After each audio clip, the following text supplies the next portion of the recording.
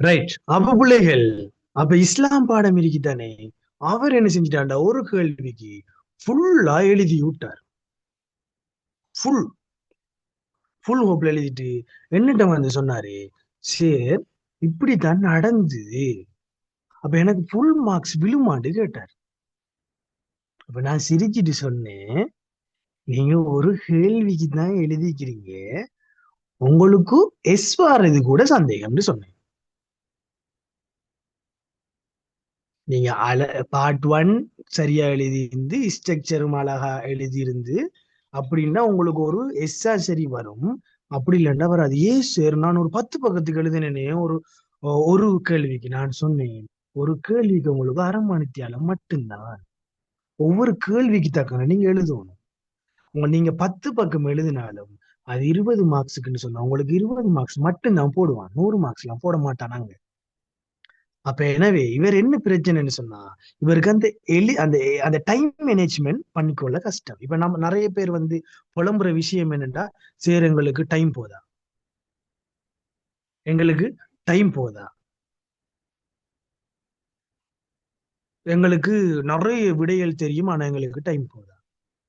பிள்ளைகள், 5 மார்க்ஸுக்கு 5 மார்க்ஸுக்கு 5 மார்க்ஸுக்கு ஒரு கேள்வி ஒண்ணு கேட்கிறானாக இருந்தால் நீங்க அதுக்கு ஒரு பக்கத்து நான் எழுதணும்.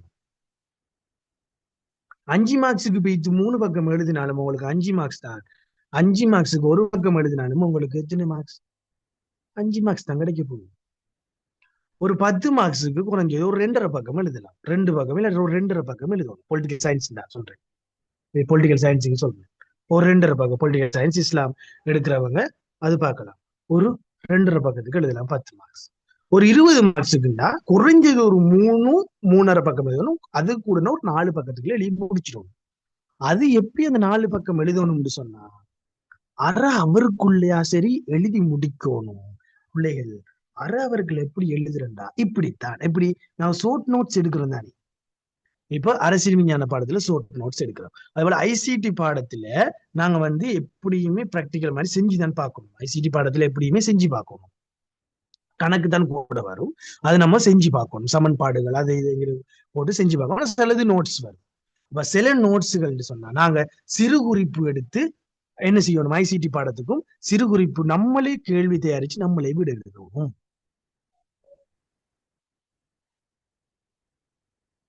ரைட். இப்படியான மெத்தட்டை நீங்க என்ன செய்யணும்னா கட்டாயமா இந்த நாட்கள்ல நீங்க என்ன செய்யணும், இந்த நாட்கள்ல நீங்க கட்டாயமா ஃபாலோ பண்ணணும். ஷோர்ட் நோட்ஸ் கட்டாயம் எடுங்க. ஒவ்வொரு பாடத்திலையும் ஷோர்ட் நோட்ஸ் எடுத்து என்ன செய்யணும் பிள்ளைகள், ஷோர்ட் நோட்ஸ் எடுத்து கட்டாயமா நீங்களே கேள்வி ஒன்று தெரிச்சு நீங்களே விட எழுதி நீங்களே என்ன செய்யுங்க, அதனை படிங்க. அப்ப எழுதும் பொழுது உங்களுக்கு ஒரு சிம்பிளா வந்துடும். எழுது இப்ப நீங்க வாயால படிக்கிறீங்க, நல்லா படிச்சுட்டீங்க, நல்லா ப்ரிப்பேர் ஆகிட்டீங்க. ஆனா எக்ஸாமுக்கு போயிட்டு என்ன செய்றீங்கன்னு சொன்னா டைம் போதாயிட்டு சொல்றீங்க. காரணம் என்னண்டா, நீங்க வாயால படிச்சு ஞாபகத்துல வச்சிருந்தீங்க தலையில, ஆனால் நீங்க எழுதி பார்க்கல. கட்டாயமா என்ன செய்யணும் பிள்ளைகள், எழுதி பார்க்கணும். இது எல்லா பாடத்துக்கும் தான். ஹிஸ்டரியா இருக்கலாம், ஜோக்ரபியா இருக்கலாம், ஐசிடி எடுக்கலாம், பொலிட்டிக்கல் சயின்ஸ் எடுக்கலாம், இஸ்லாம் எடுக்கலாம், அரபிக் எடுக்கலாம். எல்லாத்துக்குமே ஷோர்ட் நோட்ஸ் கட்டாயம். எல்லா பாடத்துக்குமே ஷோர்ட் நோட்ஸ் கட்டாயமாக எடுக்கணும். ரைட். நம்ம சொன்ன மாதிரி ரிவிஷன் ரிவிஷன் இப்ப எஸ்ஆர்எஸ் அகாடமில 2026 இந்த முறை படிக்கிற பிள்ளைகளுக்கு, இந்த முறை எக்ஸாம் எழுதுற பிள்ளைகளுக்கு நாங்க ரிவிஷன் பண்ணி கொண்டு இருக்கிறோம். கட்டாயமா ரிவிஷன் பண்ணுவோம். ஒவ்வொரு அழகையும் ரிவிஷன் பண்ணுவோம். ரைட். இப்ப இதுல பொலிட்டிக்கல் சயின்ஸ் பாடத்துக்கு வர பிள்ளைகள் இதுல இருக்கிறீங்க, அப்படித்தானே? இந்த இதுல இருக்கிறீங்க. அப்ப அவங்களுக்கு நாங்க ரிவிஷன் பண்றோம். அந்த வகுப்புகளை வந்து நாங்க ஃபுல்லா ரிவிஷன் பண்ணிக்கிட்டு இருக்கிறோம். அந்த யூனிட்டாக நாங்க ரிவிஷன் பண்ணி முடிக்கிறோம். யூனிட் டெஸ்ட் ஒன்று வைக்கிறோம். ஒவ்வொரு யூனிட்டுகளையும் கேள்வி எடுத்து அதுக்கான விடைகள் கொடுக்கும். அதுக்கப்புறம் பாஸ் பேப்பர் போகும். அதுக்கு பிறகு எதிர்பார்க்க வினாக்கள் போகும். எனவே பிள்ளைகள், நீங்கள் என்ன செய்யணும்டா, மறுபார்வை ரிவிஷன் பண்ணணும். எல்லா அளவுகளும் ரிவிஷன். அதான் நான் சொன்னேன், யூனிட்டா நீங்க ரிவிஷன் பண்ணணும்னு சொன்னேன். அதுதான் அது. அதுபோல வாராந்திர மீள்பார்வை அவசியம். ஒவ்வொரு கிழமையும் நான் என்னத்தை படிச்சுக்கிறேன்னு சொல்லி போட்டு நீங்க என்ன செய்யணும்னு சொன்னா நோட் பண்ணணும். ஒரு புக்ல நீங்க நோட் பண்ணி வச்சுக்கொள்ளணும். திங்கட்கிழமை 7 மணில இருந்து 11:30 வரைக்கும் நைட். 7 மணில இருந்து 11:30 வரைக்கும் நைட் நான் என்ன பாடம் என்ன இது படிச்சேன் திங்கட்கிழமை. செவ்வாய்க்கிழமை இந்த டைம்ல நான் என்ன படிச்சேன், புதன்கிழமை நான் என்ன டைம் படிச்சேன்னு சொல்லி போட்டோம். அடுத்த திங்கட்கிழமை வரும்பொழுது நீங்க அதை கொஞ்சம் மேலோட்டமா பார்க்கணும். இந்த கிழமை நான் என்ன படிச்சிருக்கிறேன், இந்த கிழமை நான் என்னத்தை ஸ்டார்ட் பண்ண போறேன். ஒவ்வொரு வாரங்களா ஒரு 4 வாரம் இருக்குது, ஒரு 4-5 வாரம் தான் நிக்குது. ஒவ்வொரு வாரமாக நாங்க என்ன செய்வோம்னு சொன்னா ஒரு ரிவிஷன் ஒண்ணு பண்ணுவோம். முக்கியமான பாடங்கள் இருக்குமே பிள்ளைகள், முக்கியமான பாடங்கள் இருக்குமே, அதை நீங்க என்ன செய்யணும்னு சொன்னா பிள்ளைகள் அடிக்கடி திருப்பி பார்க்கணும். இப்ப பொலிட்டிக்கல் சயின்ஸ்ல முக்கியமான பாடங்கள் என்னன்னு கேட்டா, மிக மிக முக்கியமான பாடங்கள் என்னன்னு கேட்டா, 1ஆம் குடியரசு முக்கியமான பாடம், 2ஆம் குடியரசு முக்கியமான பாடம், சீர்திருத்தங்கள் முக்கியமான பாடங்கள். இப்ப இந்த பாடங்கள்ல இன்னொரு அந்த அவர் என்ன செய்யணும்னா கொஞ்சம் திரும்பி திரும்பி அதை படிக்கும். இலகுவான பாடங்களை கொஞ்சம் எனக்கு இது லேசா இருக்கு, இது தான் நான் செஞ்சு பார்க்க போறேன், அதையே வச்சுட்டு நோண்டிட்டு கூடாது. அதையே வச்சுட்டு எங்களுக்கு டைம் போயிடும். அப்ப கொஞ்சம் ஆண்டுகளை ஞாபகத்துல வச்சுக்கிற பாடம், ரைட். அதே போல இதுல யாரு அறிஞர்கள் பேர் எல்லாம் வரும். அப்ப இதுகளை கொஞ்சம் ஞாபகத்துல வச்சுக்கிறதுக்கு என்ன செய்யணும்னு சொன்னா நாங்க அதை கொஞ்சம் திரும்ப திரும்ப பார்க்கணும். அதே போல ஐசிடி பாடத்துல பைத்தன், பைத்தன் ரொம்ப ரொம்ப முக்கியமான பாடம். அதான் நான் பைத்தன் பைத்தன் சொல்லிக்கிறேன். ஐசிடி பாடத்துல பைத்தன், அந்த படத்தை கொஞ்சம் திருப்பி திருப்பி திருப்பி திருப்பி நாங்க பார்க்கணும். அதே போல இஸ்லாம், ஹிஸ்டரி, ஜியோகிராபி, எக்கனாமிக்ஸ், இப்படி அநேகமான பாடங்கள் இருக்குது.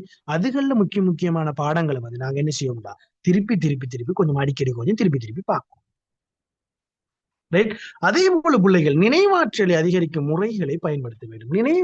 நினைவாற்றல் என்று சொன்னா எங்களுக்கு கொஞ்சம் ஞாபக சக்தி வாரத்துக்கு நாங்க என்ன செய்யணும், நாங்க சொல்றதுதானே அடிக்கடி நாங்க சொல்ற ஒரு குறைபாடுதான் எங்களுக்கு நாங்க படிச்சதெல்லாம் மறக்குது, உடனே மறக்குது, எங்களுக்கு ஞாபகம் நிக்க மாட்டேங்குது.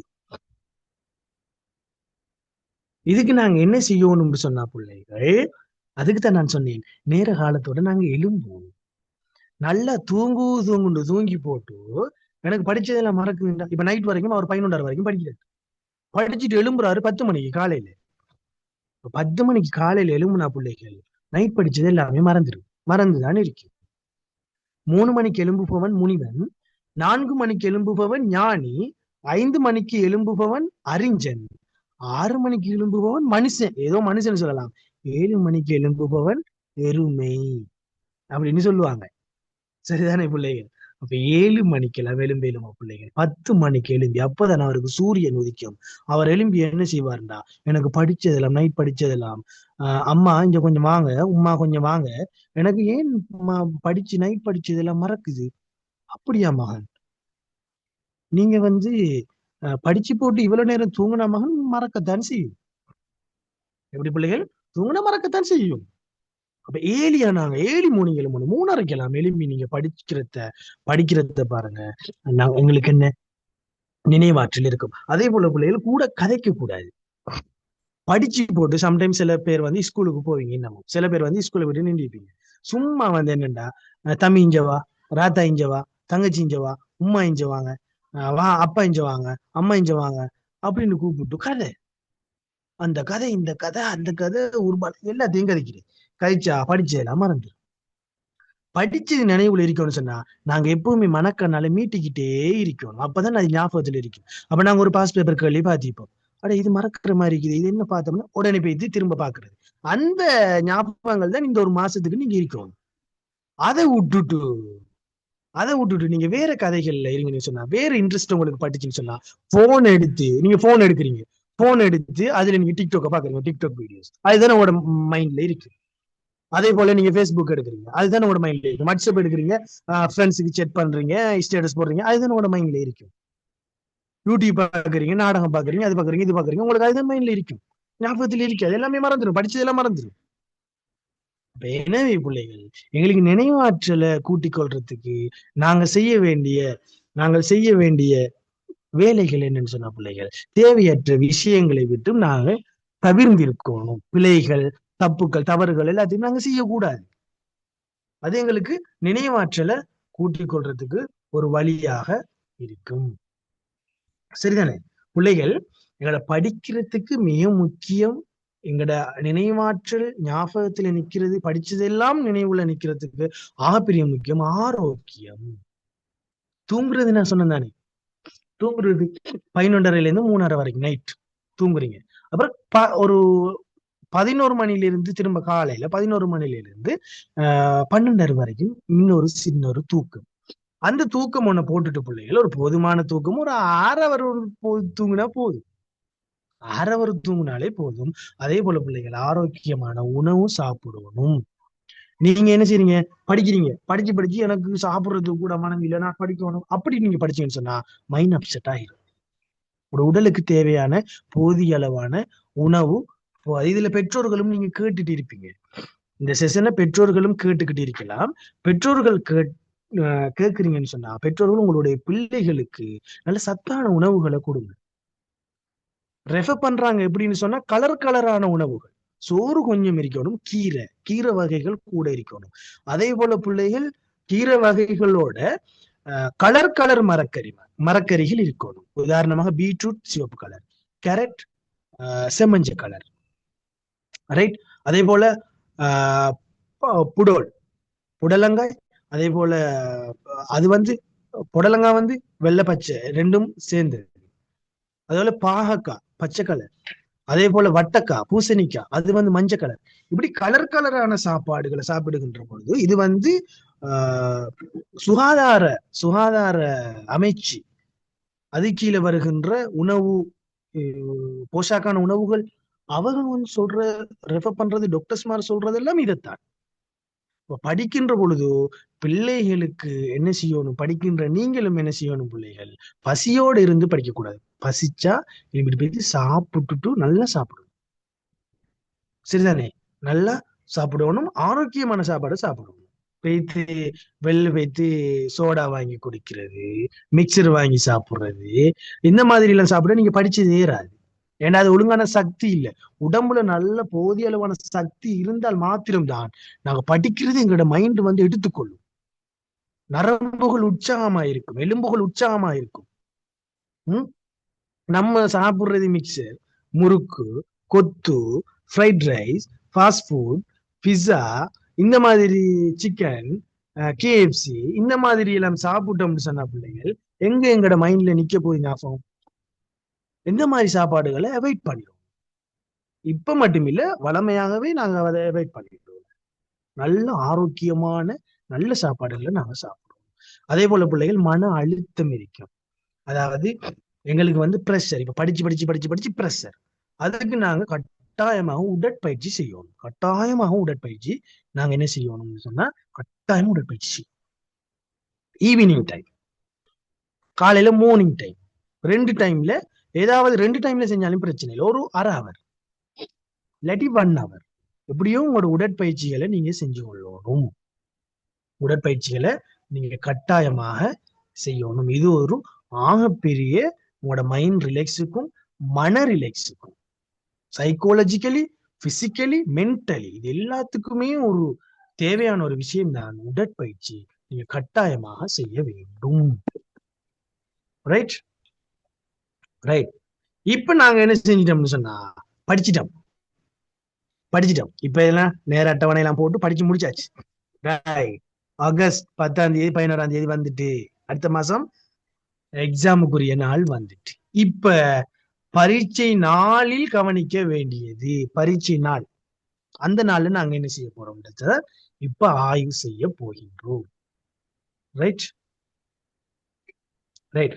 அதுல பிள்ளைகள் நேரத்திற்கு முன்னுக்கு செல்றது. இப்ப ஒரு அந்த டைம்ல போயிட்டு ஓடுறது. எப்படி ஓடுறோம் அந்த டைம்ல என்ன செய்யறோம்னு சொன்னா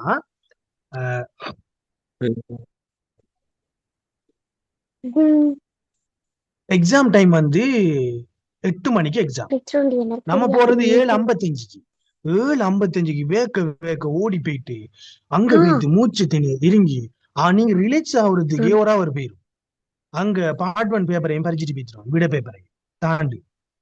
அப்ப நாங்க என்ன செய்யணும் பிள்ளைகள், கொஞ்ச நேரத்துக்கு போகணும். பரீட்சை நாள்னு சொன்னா ஒரு அவருக்கு முன்னுக்கு 1 ஹவருக்கு முன்னுக்கே போயிருங்க. போயிட்டு ரிலாக்ஸ் ஆகுங்க. உங்களோட இண்டெக்ஸ் நம்பரை தேடுங்க. போயிட்டு நல்லா இருந்து நல்லா ரிலாக்ஸ் ஆகுங்க. உங்களுக்கு 2 பேனை கொண்டு போங்க. இந்த பிளாக்கும் ப்ளூ, கருப்பு பெண்ணும் நீல பெண்ணும் கொண்டு போங்க. அங்க போயிட்டு ரெட் பென் யூஸ் பண்ணக்கூடாது, கலர் பென் யூஸ் பண்ணக்கூடாது. நம்ம டிசைன் பண்ணி எழுதலாம் அப்படின்னு சொல்லி போட்டு கட்டாயமாக அந்த பேனைகளை கொண்டு போய் தருவாங்க. ஐசிடி எடுக்கிறவங்க பென்சில் கொண்டு போங்க, ரைட்? அதே போல ரேசர் கொண்டு போங்க, இது எல்லாத்தையும் கொண்டு போங்க. அதே போல கோம்பாஸ், ரைட்? இவைகளை நீங்க என்ன செய்யுங்கன்னு சொன்னா கொண்டு போங்க. அப்ப பேனை நீங்க எக்ஸாம் பேப்பர்ல எழுதுகின்ற பொழுது பிள்ளைகள் சுட்டன் போட்டுக்கிறீங்களா பாருங்க, பேஜ் எத்தனை எழுதிக்கிறீங்க பாருங்க. ஒவ்வொரு பக்கத்திலையும் நீங்க சுட்டனை போட்டுக்கொள்ளணும். உங்களுக்கு ஒரு சுட்டன் ஒண்ணு தருவாங்க, ஒட்டி இருப்பாங்க மேசையில, அந்த சுட்டனை பத்தி நீங்க எழுதணும், ரைட்? பிளாக் பென்னை வந்து ஹெடிங்குக்கு யூஸ் பண்ணுங்க, பெரிய ஹெடிங்குக்கு யூஸ் பண்ணுங்க. அது கீழே சின்ன சின்ன தலைப்புகள், கிளை தலைப்புகள் வரும், அதுக்கும் பிளாக்கை யூஸ் பண்ணுங்க, ரைட்? மிச்சம் எல்லாத்துக்குமே ப்ளூவை யூஸ் பண்ணுங்க. முக்கியமான பாயிண்ட் ஒண்ணு வருது, மேற்கோள் காட்டி நம்ம ஒரு பாயிண்ட்ஸ் எழுதணும்னா அதுக்கு பிளாக் பென்னை யூஸ் பண்ணுங்க, ரைட்? அப்ப 2 பேனையும் யூஸ் பண்ணுங்க. ஒரே பேனையை யூஸ் பண்ணாம ப்ளூவை மட்டும் யூஸ் பண்ணாம, இல்லாட்டி பிளாக்கை மட்டும் யூஸ் பண்ணாம பிளாக்கும் ப்ளூவும் 2ஐயும் யூஸ் பண்ணி எழுதுங்க எக்ஸாம்ல, ரைட்? அதே போல பிள்ளைகள் கேள்விகள், அறிவுறுத்தல்கள் தந்திருப்பாங்க எக்ஸாம் பேப்பர்ல, அறிவுறுத்தல்கள் தந்திருப்பாங்க. அத புல்லா கவனமாக நீங்க வாசிக்கணும். மேல சரியான விடையை எழுதுக, இல்லாட்டி பிழையான விடையை எழுதுக, பிழையான கூற்றை தெரிவு செய்க அப்படின்னு எல்லாம் கேட்டிருப்பாங்க. அப்ப இதை எல்லாத்தையும் கவனமா வாசிக்கணும், ஹெடிங்க கவனமா வாசிக்கணும், 1க்கு 2 முறைக்கா வாசிக்கணும். அதே போல வினாக்கள், இப்ப ஃபெஸ்ட்டுக்கு முறைக்கா நம்ம ஒரு வினாவை நம்ம வாசிக்கின்ற பொழுது எங்களுக்கு விளங்காம இருக்கு, திரும்ப என்ன நிதானப்படுத்துங்க. எங்களுக்கு விளங்கல என்று பெடப்பாகி முதலாவது வினாவி எனக்கு விளங்கல என்று பெடப்பாயிராம ரெண்டாவது முறைக்கா அந்த கேள்வி என்ன மிக நிதானமா பொறுமையோட வாசிச்சு விட எழுதுங்க. நான் இதை படிச்சுக்கிறேன், இந்த டைம் படிச்சேன் இப்படின்னு சொல்லி போட்டு எழுதுங்க, ரைட்? முதலாவது பிள்ளைகள் தெரிந்த கேள்விகளுக்கு நீங்க வாசிட்டு போறீங்க தானே, தெரிஞ்ச கேள்விகளுக்கு விடை எழுதிட்டு போங்க. தெரியாத கேள்வியில நீங்க நிக்க உங்களுக்கு டைம் தான் போகும். தெரியாத கேள்வியா லைட்டா ஒரு தர ஒண்ணு போட்டுட்டு வாங்க கீழே, 2வது கேள்வி வாங்க வாசிங்க, விட தெரிஞ்சா எழுதுங்க, தெரியாட்டி அதையும் மார்க் பண்ணிட்டு வாங்க கீழே. அப்படி தெரிஞ்ச கேள்விக்கு ஒரு 30 கேள்வியில எனக்கு ஒரு 22 கேள்வி தெரியும், 8 கேள்விக்கு தெரியாதுன்னு சொன்னா அந்த கேள்வியில கொஞ்சம் டைம் ஒண்ணு எடுத்து யோசிங்க, ரைட்? கொஞ்சம் யோசிச்சா உங்களுக்கு விட வந்துடும். எந்த ஒரு கேள்விக்குமே பிள்ளைகள் விட எழுதாம வந்துட வேணாம். உங்களுக்கு ஒரு கேள்வி சுத்தமாவே தெரியாது, எனக்கு இந்த கேள்விக்கு சுத்தமாவே தெரியாது, ஆன்சரே தெரியாட்டியும் நீங்க என்ன செய்யுங்கன்னு சொன்ன பிள்ளைகள் எதையாவது எழுதிட்டே வாங்க, அது சரியா வரும். எதையாவதுண்டா அந்த தலைப்போடு சம்பந்தப்பட்டதை எப்படியும் நீங்க மேனேஜ் பண்ணி எழுதிட்டு வாங்க. ஃபுல் கேள்விக்கும் எந்த ஒரு கேள்விக்கும் எழுதாம வந்துடுவாங்க. பார்ட் 1க்கு நீங்க தர போட்டுட்டு அந்த இது தருவாங்களே பேப்பர் உண்டு, அதுல நீங்க ஆன்சர் சீட் தருவாங்களே, அதுல அந்த ஆன்சர்ல திரும்ப இன்னொருக்கா பாருங்க. சம்டைம்ஸ் வந்து சிலாக்கள் என்னன்னு சொன்னா, இப்ப முதலாவது கேள்விக்கு 2வது விடையையும் அப்படி போட்டுட்டு கடைசியில் 49 விடை தான், 49 எழுதிடுவாங்க, மிச்சம் 1க்கு விடையில. அப்ப திரும்ப எல்லாத்தையும் வெட்டி போட்டு திரும்ப எழுதும், திரும்ப தர போடும், திரும்ப ஆன்சர் எழுதணும். அப்ப எனவே முதல் கேள்வியில் இருந்த பிள்ளைகள் கடைசி கேள்வி வரைக்கும் என்ன செய்யுங்கன்னு சொன்னா தர போட்டு அந்த விடைய அழகான முறையில நிதானமா பொறுமையா வாசிச்சு விடை எழுதிட்டு வாங்க. ஒரு முறைக்கா 2 முறைக்கா 3 முறைக்கா 4 முறைக்கா பாருங்க, நான் எழுதிக்கிறேன் சரியா, ஏதாவது சரி ஒரு கேள்வி மிஸ் ஆகிக்கிறேன்னா திரும்ப திரும்ப திரும்ப திரும்ப பாருங்க. உங்களுக்கு அந்த 5 அவர் தான் பேப்பர் பிள்ளைகள், அதுக்குள்ளதான் உங்களோட வாழ்க்கையை தீர்மானிக்க போகுது. அப்ப அதுல வந்து மிஸ் ஆக்கிட கூடாது, ஒரு கேள்வியை கூட மிஸ் ஆக்கிட்டு வரவானா, ரைட்? பொதுவான தவறுகள் என்ன தெரியுமா பிள்ளைகள்? தவறுகள் என்ன தெரியுமா, நம்ம செய்யற தவறுகள் என்ன தெரியுமா? கடைசி நேரத்துல தான் படிக்கிறேன், கடைசி டைம் ஒரு 2 கிழமை 3 கிழமை இருக்கும் போது நாங்க அந்த டைம் தான் படிக்கிறேன், இந்த டைம் ரிவிஷன் பண்றது, மன அழுத்தம் ஏற்படுற. எப்படி அப்ப படிக்கிறது, எப்படி படிக்கிறது? இப்படி ஒரு மன அழுத்தம் ஏற்படுறது, ரைட்? திட்டமிடாமல் படிக்கிறது, திட்டமிடல என்ன பாடத்தை இன்னைக்கு படிக்கிறது, எப்படி படிக்கிறது, எந்த டைமுக்கு நாங்க எழும்புறது, எந்த டைமுக்கு தூங்குறது, உண்டு விளங்காம படிச்சுக்கோட்டு.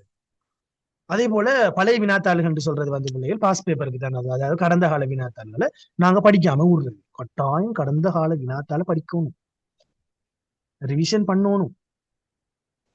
நாங்க சொன்ன டைம் இருக்குது. எத்தனை மணிக்கு தூங்கணும், எத்தனை மணிக்கு எழும்பணும், எத்தனை மணிக்கு படிக்கணும், எப்படி படிக்கணும், அதே போல எப்ப உடற்பயிற்சி செய்யணும், எப்படியான உணவுகளை சாப்பிடணும், எல்லாமே நாங்க சொல்லி தந்திக்கிறோம். தவறுகள் விற்றக்கூடாது. ரைட். லாஸ்டா பாருங்க பிள்ளைகள், வெற்றி உங்களோட வெற்றி திட்டமிடல் இருக்கணும். ஒரு ஒழுங்கான திட்டமிடல். நான் எத்தனை மணிக்கு தூங்குவேன், எத்தனை மணிக்கு நான் எழும்புவேன், எத்தனை மணிக்கு படிப்பேன், எப்படி படிப்பேன், எப்படி என்ற அந்த அந்த நாளை நான் எப்படி செப்பனிடுவேன், எந்த டைம்ல நான் உடற்பயிற்சி செய்ய போறேன், எந்த டைம்ல நான் சாப்பிட போறேன், என்ன சாப்பாடு சாப்பிட போறேன், எப்படிப்பட்ட சாப்பாடு சாப்பிட போறேன், எல்லாத்தையும் நாங்க நீங்க திட்டமிடணும். அதுக்கப்புறம் உழைப்பு, படிக்கிறேன், ஹார்ட் பேக் ஒண்ணு கொடுக்குறீங்க. ரைட். ஹார்ட் பேக் ஒண்ணு கொடுக்குறீங்க. பிளஸ் நம்பிக்கை. நான் வெற்றி பெறுவேன். நான் டிஸ்ட்ரிக்ட் ரேங்க் ஃபெஸ்ட் விட நான் ஓல் ஐலண்ட்ல ஃபெஸ்ட் அடிச்சு காட்டுவேன். நான் சாக பிறந்தவள் அல்ல, நான் சாதனை படைக்க பிறந்தவன், நான் சாதனை படைக்க பிறந்தவள். ஒழுக்கமான முயற்சியாள பிள்ளைகள், நீங்க ஏ லெவல்ல வெற்றி உறுதி. fail to plan to fail. Thank you very much SRS academy. என்னுடைய இந்த கருத்தரங்கு உங்களுக்கு பிரயோசனமாக இருக்கும்னு நாங்க நம்புறோம் பிள்ளைகள். வந்தவர்கள் அனைவருக்குமே மனதார வாழ்த்துகின்றோம். உங்களுடைய ஏலவல செவ்வனை திட்டமிட்டு படிங்க பிள்ளைகள். அதே போல பிள்ளைகள், இந்த கடைசியில உங்களோட ஃபீட்பேக் நாங்க கேட்கிறோம். யாராவது மைக் ஆன் பண்ணி பேசலும், எப்படி இந்த கருத்தரங்கு இருந்துச்சு அப்படின்னு சொல்லி போட்டு கேட்கலும். ஏதாவது சரி டவுட்ஸ் இருந்தா கேட்கலும் பிள்ளைகள். உங்களுக்கான டைம் இது ஒரு 10 நிமிஷம். உங்களோட ரிவிஷன் பண்ணிடும், உங்களோட ரிவ்யூ நான் கேட்கிறோம், கொமெண்ட்ஸ் கேட்கிறோம். எப்படி இருந்தது பிள்ளைகள் இந்த கருத்தரங்கு? பிரயோசனமா இருந்ததா வந்ததுக்கு?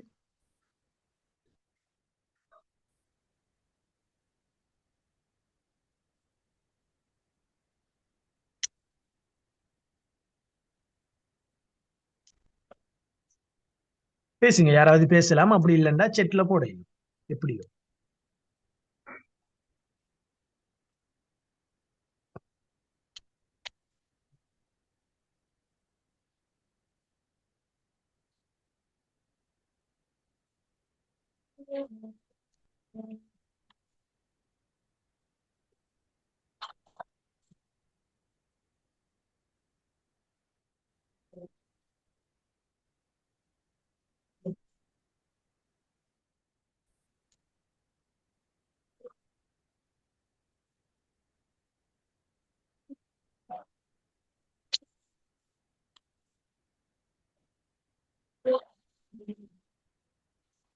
ரைட் பிள்ளைகள், கட்டாயமாக ஏதாவது சரி டவுட்ஸுகள் இருந்தா நீங்க கட்டாயமாக கேட்டுக்கொள்ளணும்.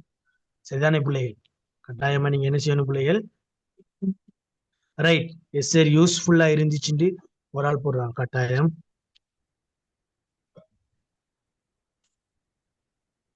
ரைட், இன்னொரு ஆள் போடுங்க. Very useful sir. இந்த டைம்ல இப்படி ஒரு செஷன் கட்டாயமாக தேவை. Thank you for arranging. இதனை வந்து அரேஞ்ச் பண்ணதுக்கு தேங்க்ஸ் பண்ணிக்கிறாங்க. Very useful sir. தேங்க்யூ.